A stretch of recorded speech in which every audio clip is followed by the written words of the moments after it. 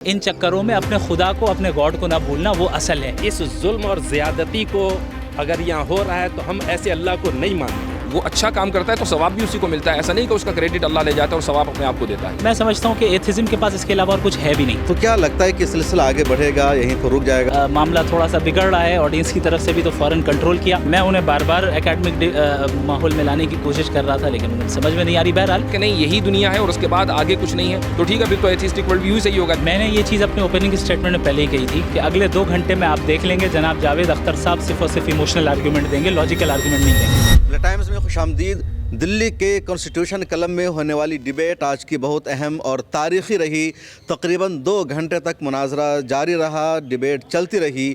जावेद अख्तर और मुफ्ती शमाइल नदवी के बीच में जावेद अख्तर ने अपनी दलीलें दी खुदा के अदम वजूद पर, खुदा के इनकार पर, और मुफ्ती शमाइल नदवी ने बाज़ाब्ता साबित किया कि अल्लाह तबारक व तआला का वजूद है, खुदा का वजूद है। उन्वान ही रखा गया था डज़ गॉड एग्जिस्ट, और इसी टॉपिक पर बहस होती रही। जावेद अख्तर ने टॉपिक से भटकने की कोशिश की, उधर उधर जाने की कोशिश की, लेकिन मुफ्ती शमाइल नदवी ने मुद्दा पर रहते हुए, टॉपिक पर रहते हुए बहस की।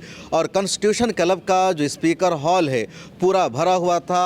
सामीन टाइम से पहले आ गए थे। 2 घंटे का टाइम था, 11 से 1 बजे तक, और ऑडियंस को कहा गया था, तमाम सामीन को कहा गया था कि उन्हें 11 बजे से पहले पहले आ जाना है। और तकरीबन 11:15 में यानी 10:45 पर ही पूरा स्पीकर हॉल भर चुका था। और दोनों तरफ के लोग थे, 100 लोग मुफ्ती शमाइल नदवी की तरफ से और 100 लोग थे जावेद अख्तर की तरफ से। शुरू में दोनों ने अपनी अपनी दलीलें दी, उसके बाद एक दूसरे की दलील का जवाब दिया, फिर क्वेश्चन आंसर का सिलसिला शुरू हुआ। ऑडियंस में आए लोगों ने सवाल पूछा और दोनों लोगों ने जवाब दिया। सौरभ द्विवेदी जो लल्लन टॉप के फाउंडर और संपादक है, उन्होंने मॉडरेटर का फरीज़ा अंजाम दिया और सौरभ द्विवेदी की भी लगातार तारीफ़ की जा रही है। इस डिबेट में मुफ्ती यासिर नदीम अलवाजदी भी मौजूद थे जो अमेरिका में रहते हैं और मुफ्ती शमाइल नदवी के उस्ताद भी हैं। उन्होंने इस डिबेट के हो जाने के बाद गले लगकर मुबारकबाद भी पेश की शमाइल नदवी को। आज की डिबेट कैसी रही और इसका क्या असर जाएगा, इसका क्या इम्पेक्ट पड़ेगा, इन तमाम मुद्दों पर बातचीत करते हैं मुफ्ती यासिर नदीम अलवाजदी से। अल्लाह ताला फरमाता है कि इन्ना हदैना सबीला इम्मा शाकिरन व इम्मा कफूरा, कि हमने रास्ता दिखा दिया, नहीं फ्री विल दे दी। अभी आपकी मर्ज़ी है कि आप उस रास्ते पर चलें या ना चलें। चलेंगे तो शुक्रगुजार कहलाएंगे, नहीं चलेंगे तो नाशुक्र कहलाएंगे। तो एक इंसान अगर गलत काम करता है फ्री विल के नतीजे में तो उसको सज़ा मिलती है, और अगर वो अच्छा काम करता है तो सवाब भी उसी को मिलता है, ऐसा नहीं कि उसका क्रेडिट अल्लाह ले जाता है और सवाब अपने आप को देता है। जावेद अख्तर ने बहुत ज़्यादा इस पर ज़ोर दिया टाइम पर कि कायनात की तख्लीक से पहले या टाइम को वजूद में लाने से पहले अल्लाह क्या कर रहा था, कब से है वो, क्या फ्रेमवर्क है? इसका जवाब बहुत वाज़ेह है, और वो ये कि जो चीज़ टाइमलेस होती है उसके बारे में ये सवाल करना कि वो किस टाइम में था और उस टाइम में वो क्या कर रहा था, ख़ुद एक फैलेशियस स्टेटमेंट है और अब्सर्डिटी है। तो खुदा ताला जो टाइम का खालिक है वो टाइम में कैसे हो सकता है? अगर आप मान लीजिए कोई पुर्जा बनाते हैं, आपने माइक बनाया, तो आप माइक के अंदर नहीं होंगे, माइक के बाहर ही होंगे। लेकिन चूँकि हमारे पास एक लिमिटेड लैंग्वेज है, ये हमारा लिमिटेशन है, ये खुदा का कसूर नहीं है। तो उस लिमिटेड लैंग्वेज की वजह से हम बात मरतबा पहले और बाद का लफ्ज़ बोल देते हैं, हर जगह का लफ्ज़ बोल देते हैं। लेकिन हकीकत ये है कि खुदा न किसी मकान में है, न किसी ज़मान में है, वो टाइमलेस है और स्पेसलेस है, और उसके बारे में टाइम या स्पेस का सवाल करना ये बुनियादी गलती है। तो जावेद अख्तर रेप का बार बार जिक्र कर रहे थे कि रेप हो रहा है तो क्या खुदा जिम्मेदार है, नौज़ुबिल्लाहि मिन ज़ालिक। तो इसको कैसे जस्टिफाई करेंगे आप, क्या जवाब देंगे इसका मतलब? ज़िम्मेदार खुदा किसी भी सूरत में नहीं हो सकता। मुफ्ती शमाइल साहब ने बड़ा अच्छा एक जवाब दिया था, और वो ये था कि एक अगर टीचर किसी अपने स्टूडेंट्स का एग्ज़ाम लेता है, वो मल्टीपल चॉइस क्वेश्चंस हैं, तो उसमें अगर 4 ऑप्शंस हैं तो एक ही तो सही है ना, बाकी 3 तो गलत हैं। तो आप टीचर को इल्ज़ाम नहीं ठहरा सकते कि भाई आपने 3 सवाल या 3 ऑप्शंस गलत कैसे डाल दिए। वो आपके इम्तिहान के लिए है। तो अगर वर्ल्ड व्यू ये है कि नहीं यही दुनिया है और उसके बाद आगे कुछ नहीं है, तो ठीक है फिर तो एथिस्टिक वर्ल्ड व्यू सही होगा। लेकिन अगर वर्ल्ड व्यू ये है कि हम कहीं से आए और कहीं हमें जाना है, तो फिर atheistic world view does not make any sense. अच्छा, इस तरह की जो डिबेट है हालिया दिनों में, जो मौजूदा सिनेरियो है, मुझे लगता है पहली मरतबा इस तरह की डिबेट हुई, या काबिर की तारीख़ में तो इस तरह का है तज़किरा। तो क्या लगता है कि सिलसिला आगे बढ़ेगा, यहीं पर रुक जाएगा, इसका कोई अच्छा मैसेज जाएगा? ये सिलसिला आगे बढ़ना चाहिए, और मैं समझता हूँ कि इस डिबेट से, इससे कता नज़र कि किसका पलड़ा भारी रहा किसका नहीं, ये पैगाम ज़रूर जाना चाहिए कि एकेडमिक माहौल में मुख्तलिफ़ुल ख़याल लोग आपस में मिलकर बैठ सकते हैं, बात कर सकते हैं और एक दूसरे की दलीलें सुन सकते हैं। कुछ लोग ये मानते हैं कि अल्लाह के वजूद पर कोई डिबेट नहीं होनी चाहिए, बाकी तमाम मौज़ूआत पर आप डिबेट कीजिए। हुज़ूर के ज़माने में भी अल्लाह ताला के वजूद पर कोई डिबेट नहीं हुई। नहीं, मैं नहीं समझता कि हमारे यहाँ जो ट्रेडिशन है इल्म कलाम का कह लें या पूरा इल्मी जो पूरा कल्चर है उसमें किसी ने ये कहा हो कि खुदा के वजूद के ऊपर डिबेट नहीं होनी चाहिए, बल्कि हज़रत बाक़िर अलैहिर्रहमा बाक़िर सादिक़ इमाम बाक़िर जिनको कहते हैं उन्होंने तो बाकायदा खुदा के वजूद पर कई मुनाजरे किए हैं और बाकायदा वो छपे हुए हैं, और ये मुतज़िला के ज़माने से पहले थे। वैसे आज पलड़ा किसका भारी रहा? ये तो बिल्कुल वाज़ेह है, ऑडियंस ने तय कर दिया है, और आप हमारे चेहरे की खुशी देखकर बता सकते हैं। बिल्कुल। ज़रा सा बातचीत करेंगे मुफ्ती इस्माइल नदवी साहब से। आप थे डॉक्टर यासिर नदीम अलवाजदी, अमेरिका में रहते हैं और लगातार इस मौजू पर अब काम भी कर रहे हैं। कॉन्स्टिट्यूशन क्लब के स्पीकर हॉल में ये डिबेट हुई, दोनों तरफ के लोग थे, दोनों तरफ से तालियां बज रही थी, आपने लाइव ज़रूर देखा होगा और बड़े अच्छे सिस्टम अंदाज में ये हुआ। तो इधर मुफ्ती इस्माइल नदवी है, आज उन्हीं का दिन है, फ़ोटो में लगे हुए हैं, तो आपको मुबारकबाद अपने पूरे फैंस के साथ। आज का जो डिबेट रहा कैसा रहा आपके लिए? बहुत मैंने सोचा था कि कुछ थोड़ी ज़्यादा अच्छी एकेडमिक गुफ्तगू होगी, लेकिन बहुत ज़्यादा एकेडमिक हो नहीं पाई। उसकी वजह यह है कि वो टॉपिक से डाइवर्ट हो जा रहे थे। मैं उन्हें बार बार एकेडमिक माहौल में लाने की कोशिश कर रहा था, लेकिन उन्हें समझ में नहीं आ रही। बहरहाल ओवरऑल अच्छा रहा, और जिसे हम कहते हैं कि भाई बल नक़्ज़िफ़ु बिल-हक़्क़ि अलल बातिल फ़यदमग़ुहु फ़इज़ा हुवा ज़ाहिक़, तो महज़ अल्लाह का फ़ज़ल रहा, अल्लाह का फ़ज़ल रहा। और हमारे जो असातिज़ा हैं और हमारी जो पूरी टीम है, जो स्टेज पे नज़र नहीं आई लेकिन पीछे बहुत काम कर रही थी, जिनमें आप भी हैं, तो जो इन तमाम हज़रात की दुआओं और मेहनतों का नतीजा है, अल्लाह रब्बुल आलमीन जज़ाए खैर दें। और सच ये है कि जो हक़ है वो वाज़े होकर रहता है। क्या आपको लग रहा था कि आपकी तैयारी पूरी है और वो तैयारी करके नहीं आए, यूँ ही आ गए हैं? मैंने एक्सपेक्ट नहीं किया था कि जो है वो वही बातें करेंगे, और मैं समझता हूँ कि बातें पुरानी। हाँ, और मैं समझता हूँ कि एथिज़म के पास इसके अलावा और कुछ है भी नहीं। बस यही है प्रॉब्लम ऑफ ईविल। आप देख रहे होंगे कि बार बार वही चीज़ें जवाब के बाद भी उठाया जा रहा है। वो हुआ इमोशनल आर्ग्यूमेंट, कि आप इमोशन को ट्रिगर करें, उसको जो है आप जो है चाहें कि भाई लोग मुतासिर हो, इमोशनल हो जाएं, लॉजिक का इस्तेमाल ना करें। तो ये हरबा हमेशा से रहा है एथिस्टिक वर्ल्ड व्यू का, तो बस वही रहा। सौरभ द्विवेदी बता रहे थे कल आप लोगों की बातचीत हुई थी, चाय पर मुलाकात हुई, तो वहाँ पर क्या बातचीत हुई थी? वहाँ पे बस ऐसे ही एक फ्रेंडली माहौल में हम लोगों ने गुफ्तगू की और एक दूसरे से तारुफ़ हुआ। और इसमें कोई शक नहीं कि बहैसियत इंसान बहुत अच्छे आदमी हैं जावेद अख्तर साहब, और बहुत रिस्पेक्टफुल अंदाज में उन्होंने गुफ्तगू की। हमने भी उनकी उम्र का लिहाज रखा, हमारे बड़े हैं, और मैं समझता हूँ कि आगे भी उनके साथ रब्ता रहेगा हमारा। तो इनिशिएटिव किसने लिया था कल की मुलाकात का? कल की मुलाकात का ये मुत्तफ़क़ अलैह इनिशिएटिव था दोनों की तरफ से।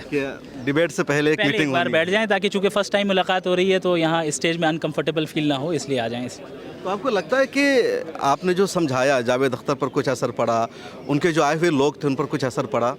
ये तो कुछ दिनों के बाद पता चलेगा अभी तो पता नहीं है। तो आगे ये डिबेट जारी रखनी है या सिलसिला यहीं पर बंद होगा? देखिए, मैं समझता हूँ कि एकेडमिक अंदाज में और पीसफुल माहौल में इस तरह की डिबेट्स जारी रहनी चाहिए। ये नहीं कि हर बार मैं ही करूँ, बात करें, डिस्कशन हो, लड़ाई झगड़े नहीं होने चाहिए, जहाँ वायलेंस नहीं होना चाहिए। भाई आपका एक वर्ल्ड व्यू, हमारा एक वर्ल्ड व्यू, आइए एकेडमिक अंदाज में डिस्कस करते हैं कि कौन सा वर्ल्ड व्यू का ज़्यादा फ़ायदा है, कौन सा वर्ल्ड व्यू सही है। अब जिसको जो समझ में आए कबूल कर। मॉडरेटर को लेकर के बहुत ज़्यादा परेशानी थी कि जो मॉडरेटर होगा अपनी ज़िम्मेदारी निभाएगा या इधर झुकेगा उधर झुकेगा, तो कैसा रहा आपका?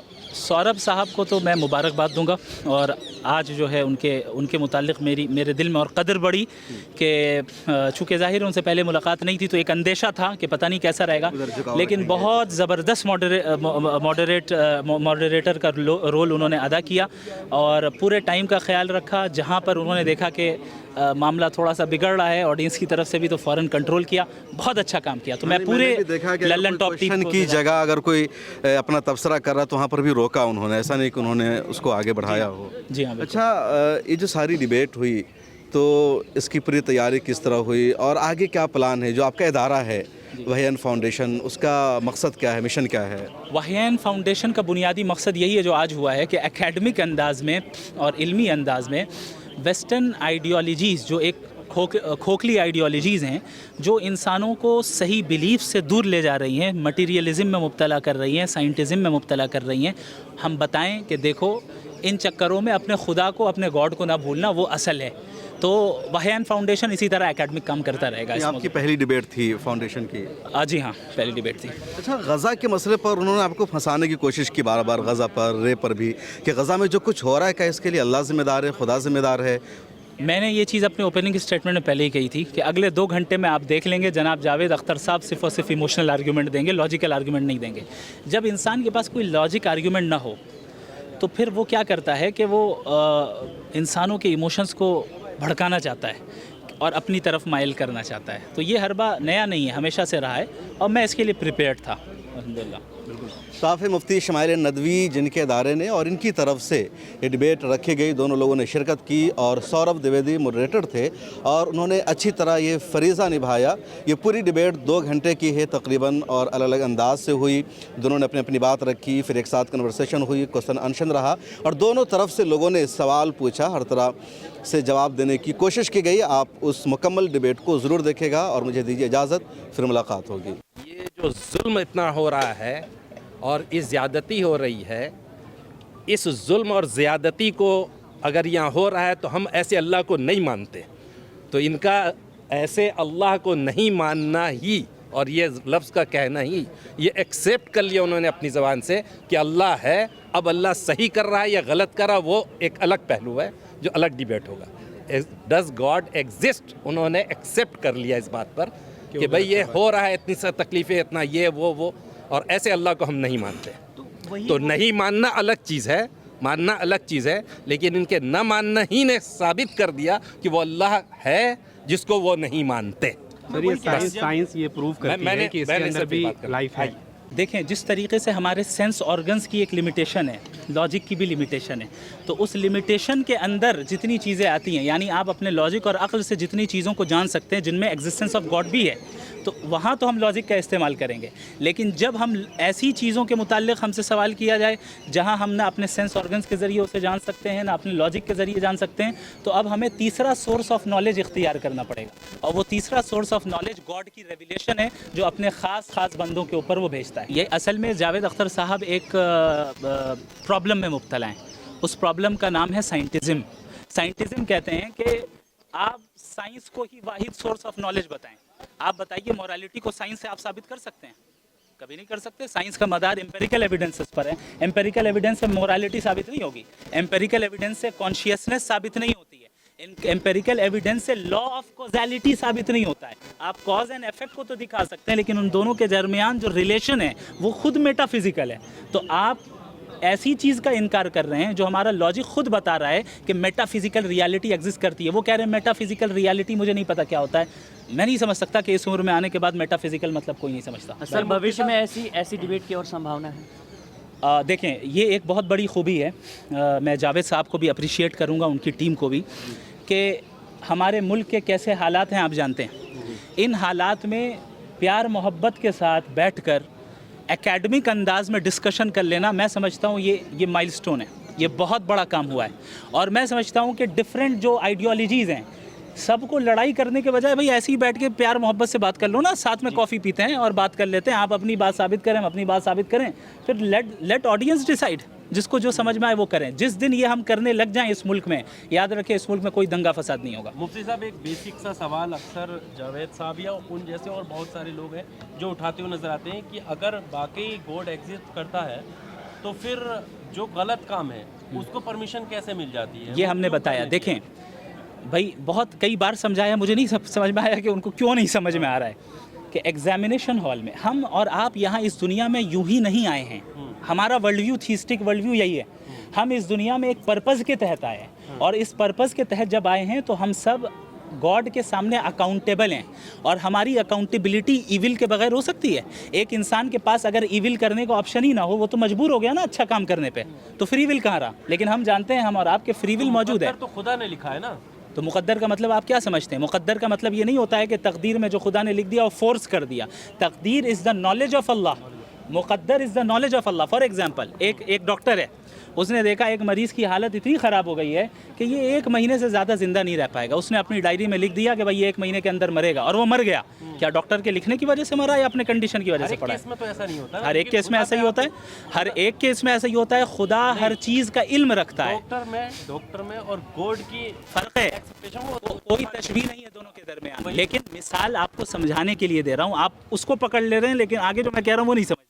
میں یہ کہہ رہا ہوں کہ گاڈ کا نالج ہے مقدر, یعنی گاڈ کو معلوم ہے کہ آپ اپنے فری ول کا استعمال کر کے کیا کرنے والے کیا نہیں کرنے والے. اس نے پہلے ہی اس کو لکھ دیا اپنے نالج کے حساب سے, اسے مقدر کہتے ہیں. لیکن اس نے فورس نہیں کیا آپ کو غلط کام کرنے. پھر انہیں معلوم ہے تو امتحان کیوں لیتے ہیں؟ پرچہ لکھتے ہیں پھر وہ بھی ایک گاڈ فیتھ बात कह रहे हैं आप, वो भी हो सकता क्या है? क्या जो धीरेन्द्र शास्त्री पर्चा निकाल रहे हैं, किसी के भी नाम से पर्चा निकाल दे रहे हैं, सब कुछ उसमें हो जा रहा है, फिर उसको कैसे देख रहे हैं? क्या वो देखें भी गॉड है या ये क्या बात कर रहे हैं आप, मुझे समझ नहीं आया। बहरहाल कुछ थोड़ा बहुत समझ में आ रहा है, तो जो कॉन्सेप्ट है समझ में आया मैं बताता हूँ। देखें, जब हम गॉड के एग्जिस्टेंस की बात कर रहे हैं ना, so we don't own each and every person.